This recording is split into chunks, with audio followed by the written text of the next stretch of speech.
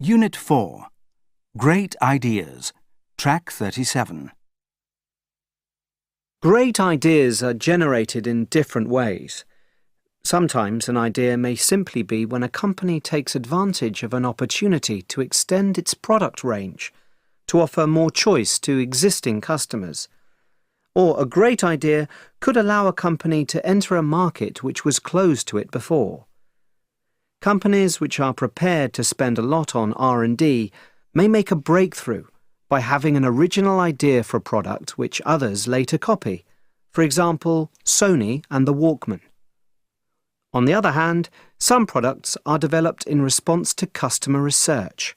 They come from customer ideas. These products are made to meet a need, to satisfy consumer demand. Or the product does something similar to another product, but faster, so it saves time. Some people will buy new products because the product raises their status, gives them a new, more upmarket image. Unit 4. Great Ideas. Track 38. Other people will buy any green product which reduces waste or protects the environment, even if it is more expensive. If an idea is really good and the product fills a gap in the market, it may even win an award for innovation. Unit 4. Great Ideas. Track 39.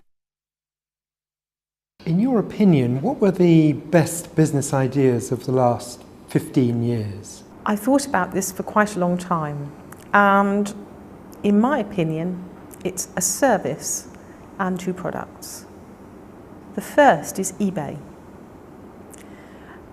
And this works for me because it provides individuals and small businesses with a channel to market that didn't exist before. It started in the dot-com boom and has been extremely successful with a turnover in 2009 of $2.4 billion. It's not a new idea though. Running an auction is almost as old as society. It's based on a model of traditional auctions. It's just transferred the model and the thinking to a different environment. My second is the product, and it's a USB stick for computers or plug-and-play devices. This enabled data and pictures to be easily transportable and satisfied a demand for easy portability from computer to computer. The amount of data that can be transported now is enormous, and it had the huge benefit of meaning that you didn't have to take your portable computer with you everywhere. So it satisfied a basic customer need. The technology itself also enabled a lot of other devices. The final one is the digital camera. I'm not sure if it's strictly an invention of the last 15 years or if it's just become a mass market item.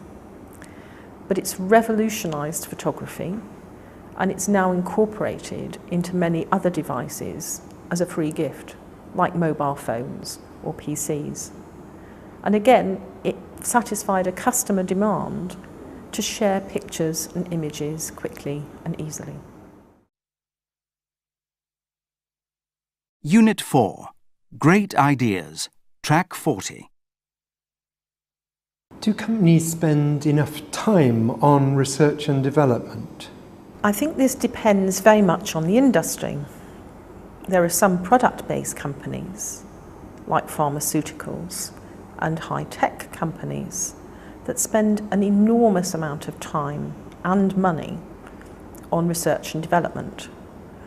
Nearly 25% of the costs of sale, for example, at Ericsson, the Finnish mobile phone company, are on research and development. I strongly believe that most companies can benefit from using information and relationships within their own company to actually develop new products and services. My definition of innovation is to look at what everybody else sees and see something different.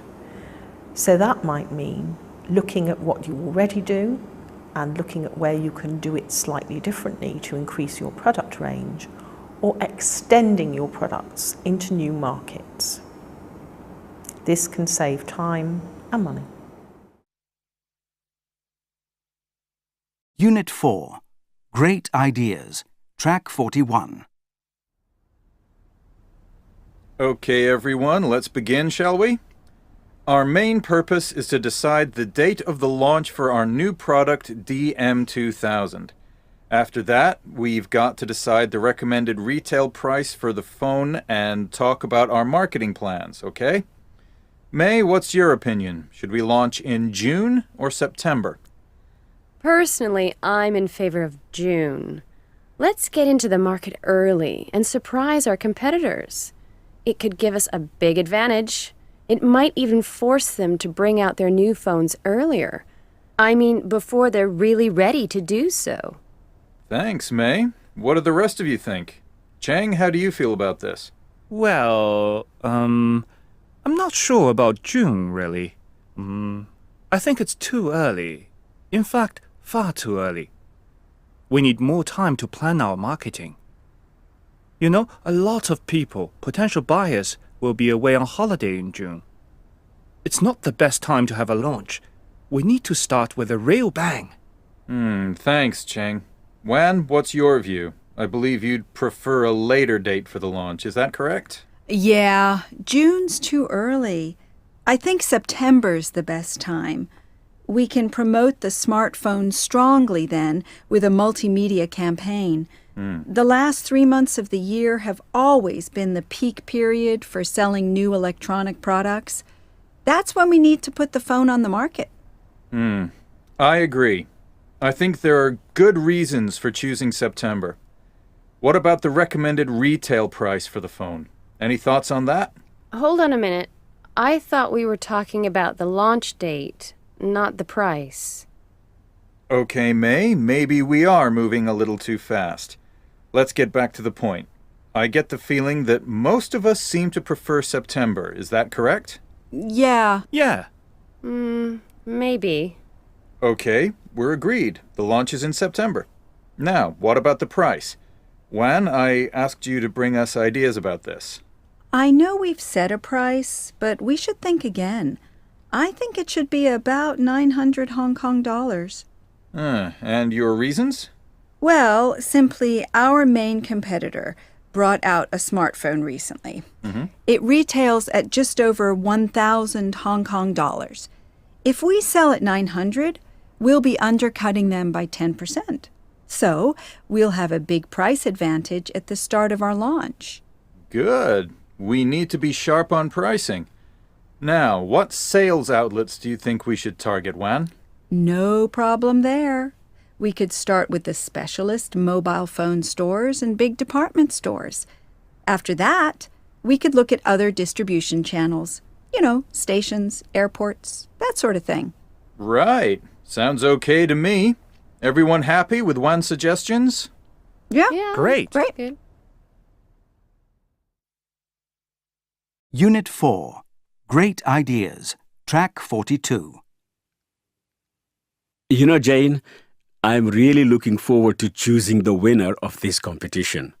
It seems to be creating enormous interest all over the world. Yes, a lot of people have asked for application forms. What are you looking for? I mean, how will you judge the projects? There are 3 things that are really important. They'll help me to make up my mind. The winner will have to come up with a great idea for an attraction. It'll have to be something different, a bit unusual, but linked in some way to the culture of the community or country. It could be anything, as long as it's exciting: a museum, an art gallery, a theme park, or a research study center. The possibilities are endless. I want people to use their imagination. That's the idea of the competition. I see. What else will be important? Well, the new attraction must provide an enjoyable experience for visitors. They should really enjoy the visit and talk about it with their friends afterwards. Can you give an example? Well, I was very impressed with the Kennedy Museum in Boston. There was a replica of the Oval Office when John F. Kennedy was president. There are a lot of interesting exhibits, including the rocking chair he used to sit in. Sounds fascinating. I'll visit it if I ever get to that part of the world. One other thing that's important, Jane. I want the new attraction to make money. It must be self-financing. If it makes money, it can contribute financially to other facilities that the community needs. It shouldn't have to receive local government funds once it's been set up.